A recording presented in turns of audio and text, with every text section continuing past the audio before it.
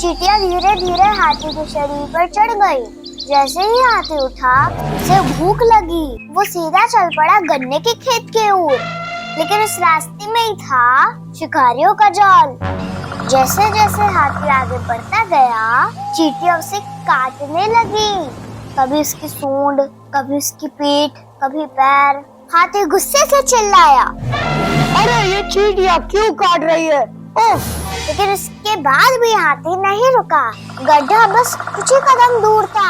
चींटियों ने उसको और तेज काटना शुरू कर दिया। दर्द से हाथी चिल्ला उठता है। बस बस, बहुत हो गया। चींटियों के काटने से होने वाले दर्द की वजह से उसे समझ नहीं आया कि वो क्या करे। वो गोल गोल घूमने लगता है और फिर गड्ढे की दूसरी तरफ भागने लगा। जैसे ही हाथी ने रास्ता बदला, शिकारी हैरान हो गए। एक शिकारी कहता है, अरे ये हाथी तो दूसरी तरफ भाग रहा है। दूसरा कहता है, अब इसे गोली मारकर पकड़ना होगा।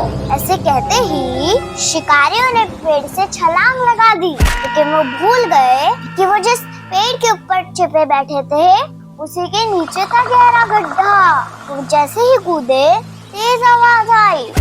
वो सब के सब अपने ही खोदे हुए गड्ढे में गिर गए। तेज आवाज सुनकर हाथी ने पीछे मुड़कर देखा तो वो हैरान रह गया। वो बोला, हे भगवान, अगर मैं भी उसी रास्ते पर चलता रहता तो मैं भी वही गिर जाता। तभी उसके शरीर पर चढ़ी हुई चींटियां मुस्कुराई। वो बोली, हाथी भाई, आपने रास्ता नहीं बदला, हमने आपको बचाया है। अगर हमने आपको काटा नहीं होता तो आप गड्ढे में गिर जाते और शिकारियों के जाल में फंस जाते। ये सुनकर हाथी की आंखें भर आईं। उसे अपनी गलती का एहसास हुआ।